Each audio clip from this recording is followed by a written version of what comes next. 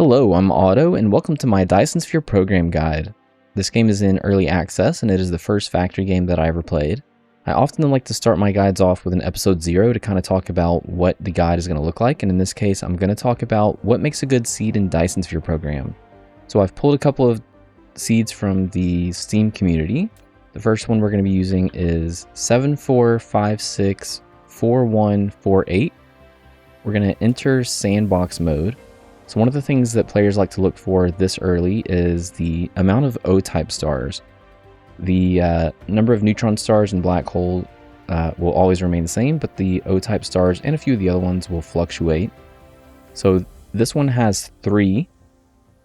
And the reason why players like to look for the O-type stars is because these are the most luminous. So they give the most energy from solar panels and from the Dyson spheres that are created around them.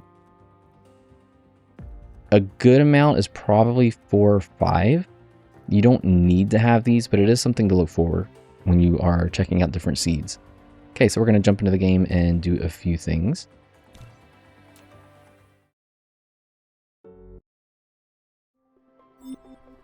So this is the only time that I'm going to show this particular setup, or how I set up to start investigating a seed.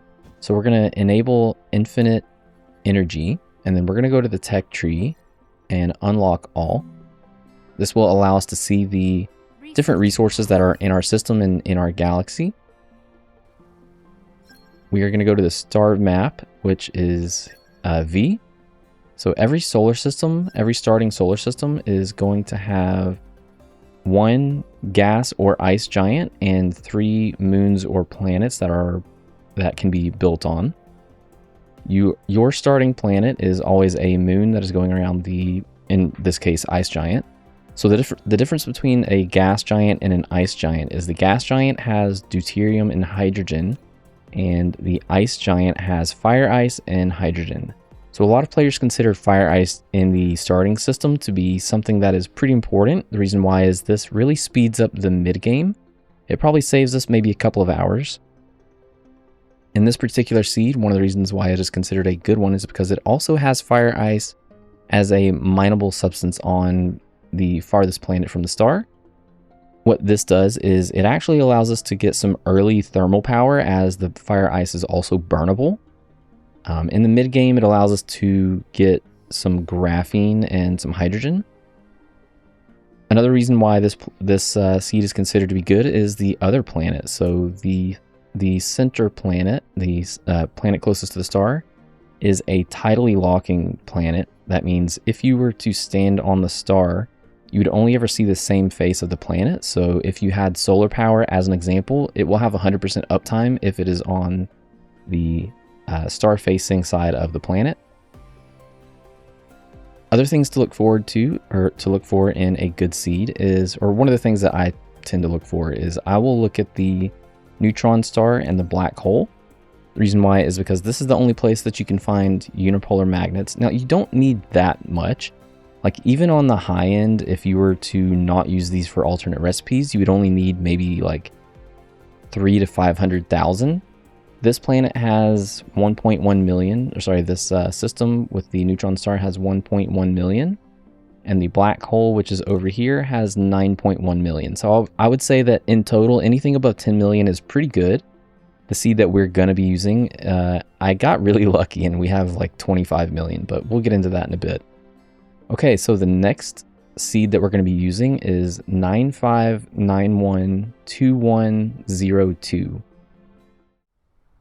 Okay, so looking at the next seed, another thing that players consider to be pretty essential is, while every single starting system has a gas giant or ice giant and 3 moons or planets that are buildable, or that you can build on, in the rare case, there's a rare chance that the other planets are actually moons around the same gas giant. So in this case, you can see that all 3 of them are around the gas giant. So what this does is it really helps out in the early game with travel time, both for yourself and your interstellar vessels, traveling between these different planets. So if we look at this one, you can see that it has titanium, and the other one has an almost equal amount of silicon ore.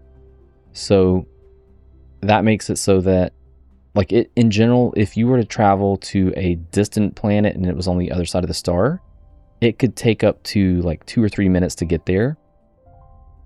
This really cuts the travel time to be pretty negligible. It just takes a few seconds to get to any one of these planets, even if they are on the other side of the gas giant, or in this case, the ice giant. So this system also has fire ice in the star on the ice giant. And another advantage is this particular planet has 150% wind energy, so that is pretty valuable to most players.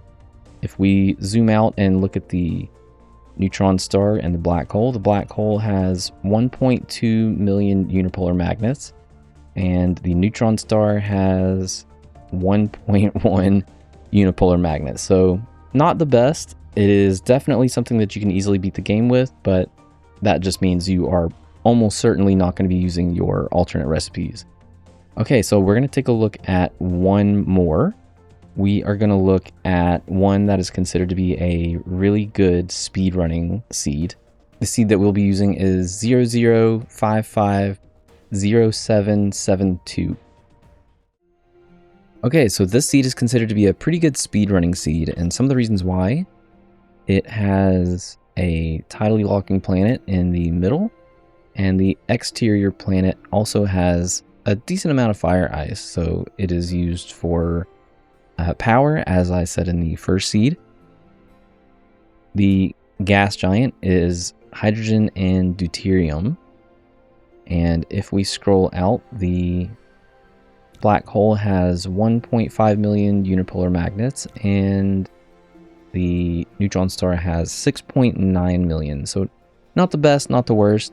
Like I said, over 10 million is pretty good, so these are pretty common. Also, this system has 5 O-type stars, so you can get a lot of power generation out of it if that is what you are aiming for. So that is a few things that make up good seeds, and this is not going to be, neither one of these is going to be the seed that we're going to be using. I went through and investigated a few seeds until I found one that I thought was pretty good for us and making an easy to follow guide. So the seed that we're going to be using is 30754827, and we're going to take a look at that one real quick before we get into episode 1 and start building our factories. Alright, so looking at the seed that we're going to be using, we're going to go into the star map again, and we can see that we have an ice giant, so we have fire ice and hydrogen. That is part of the reason why I picked this seed. This seed is not the best and it's not the worst. It is somewhere in between. We do not have a tidally locking planet in the middle, and we do not have any additional fire ice. There's nothing overly special about this solar system. If we zoom out, we can see the neutron star has 11.3 million unipolar magnets, and the black hole has 14.3 million. So we have a ton of unipolar magnets in this build. This just was something that I got really lucky with. It wasn't something that I was necessarily chasing. The main reason why I picked this seed, however, was the build space. So if we take a look, the starting area has quite a bit of build space, and the downside of using the seed is I'm going to be oriented towards the south. Usually you would maybe orient towards the north. That is because you can hit the N key and it will always point you towards the north.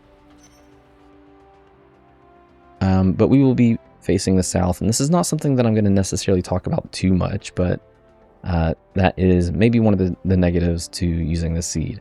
Okay, so that is going to be it for me for this episode. In episode 1, we're going to start making a little bit of a starter base. We're going to start setting up enough to kind of get us started, and like I said, it's going to be an easy to follow guide. So yeah, that is it for me. I will see you in the next episode, and thanks for watching.